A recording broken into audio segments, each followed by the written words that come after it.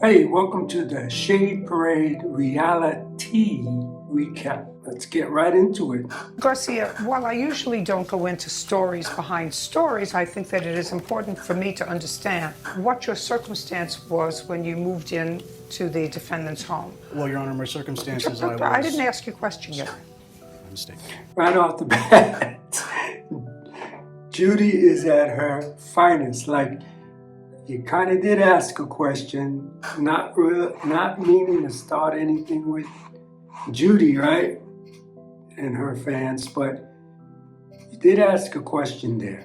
I understand from your paperwork that you were going through a nasty divorce and that you had exhausted all of your resources, according to you, with lawyers because the divorce involved custody of one or more children. How many children do you have? One, Your Honor. So you looked online and you found that the defendant, Miss Galloway, was renting what you initially thought was a room in her house. You got there, you sort of got if it the wasn't a drift room, that and you found she out it was was just a renting bed. space in a room because she had should've- 2 beds in the room. should have and not you accepted agreed to it. take the room.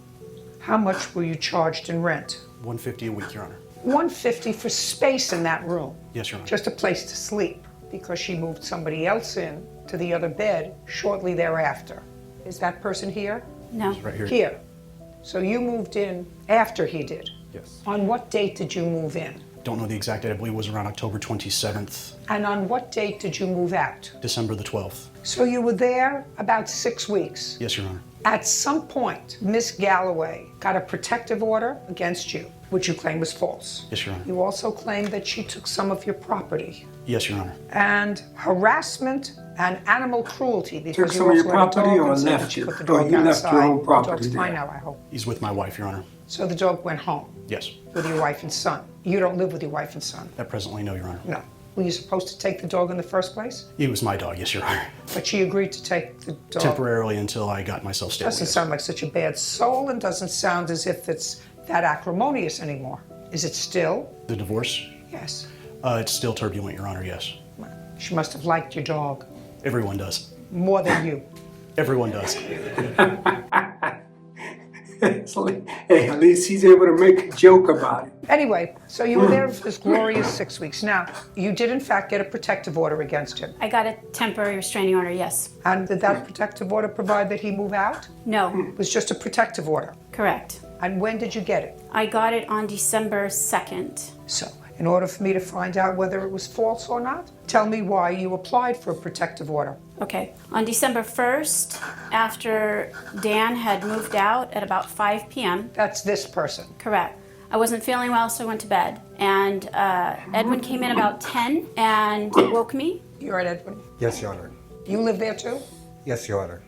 And we exchanged a few words, and then he went in and went to sleep. And at approximately somewhere between 10:15 and 10:30, I hear this huge thump, like somebody was being thrown against a wall, and all this screaming, and it was horrible, horrible profanity.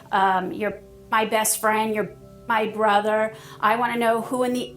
And then I jumped up. I thought his wife was in the room. So I went to the room. I was knocking on the door, and I know you're around, you're with two. So you heard this terrible scream. Right. And he was talking to his mother. He wanted to know who his father was. It was the end result of the conversation before I opened the door. shit. And as I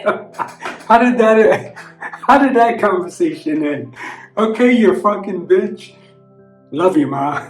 And as I opened the door, I hear, "Get out of here, get out of here." He said, "I'll call you back." He threw his phone against the couch, and then he turned around and I said, "What are you on? Your eyes, like, you look crazy. What is wrong with you? What have you been smoking?" And he said, "Constance, if you don't want to feel my wrath, you'll get the out of here." Was he calm? And then he looked over to the couch arm where I look and see this huge hunting knife, jagged edge, nasty looking thing. And I said, "I'm calling the cops." And he said, "Go ahead." So I went in my room, I locked the door, I called 911. And based on that, you filed the TRO. Yes, and Edwin heard all this.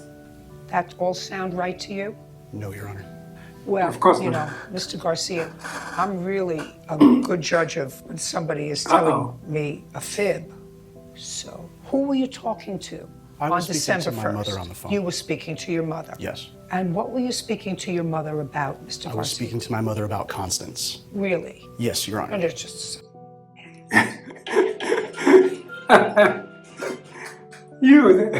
You're talking about her?